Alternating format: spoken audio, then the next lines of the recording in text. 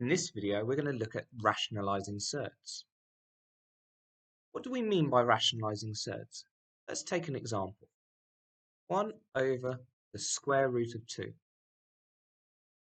We don't like this fraction because the bottom of the fraction is the square root, which makes things complicated. If you remember from our last video, the square root of 2 is a number where the decimal places go on and on forever.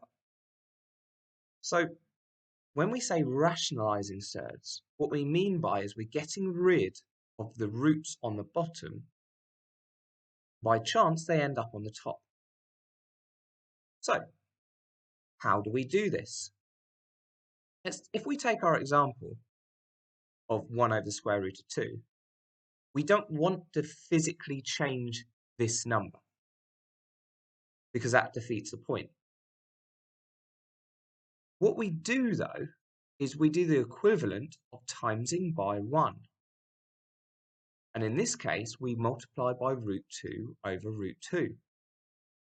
Because if we do this fraction, root 2 divided by root 2 is going to be 1. And that doesn't change this initial fraction. All it does, it makes it look different. It doesn't make its value different.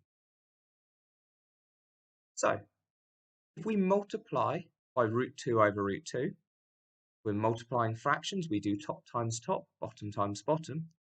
So 1 multiplied by root 2 is going to give you root 2.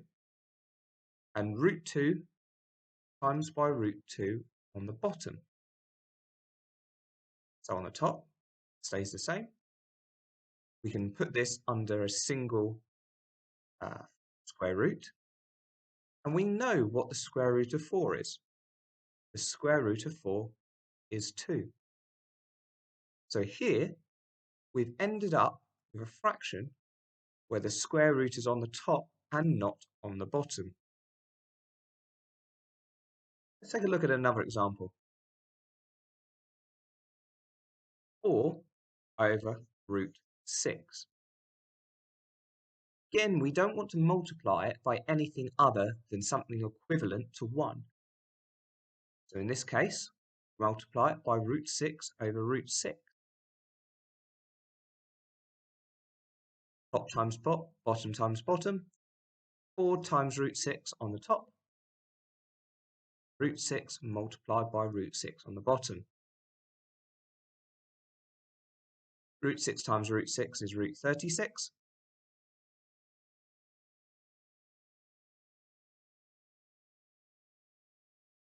And we know what the root 36 is. That is going to give you 6. Now we're not done there yet, because both the top and the bottom is divisible by 2.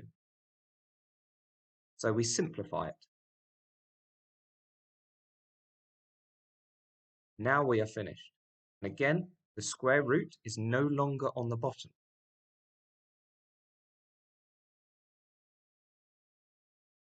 In our final example, we're going to have a case where on the bottom it's not just a single square root.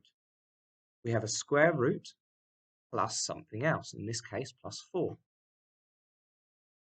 So when we multiply, we need to consider this.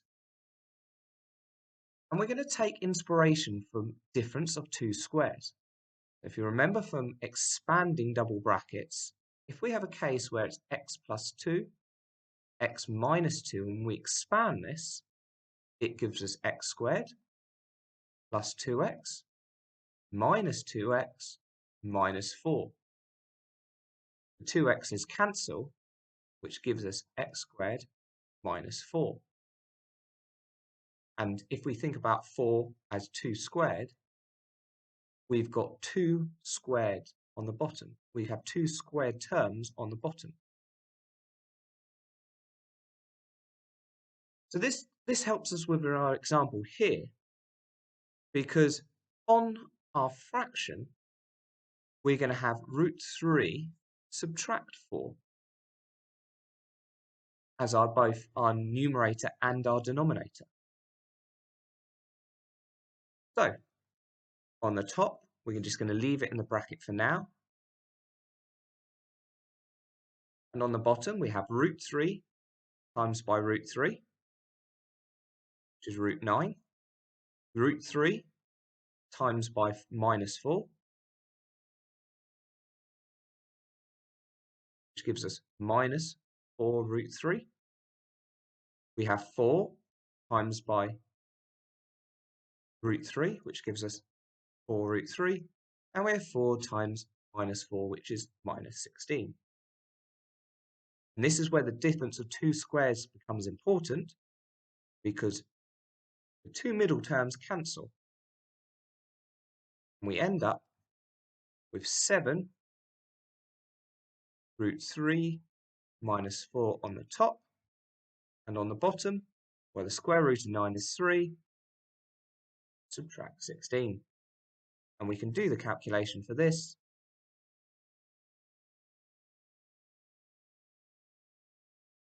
3 minus 16 is minus 13.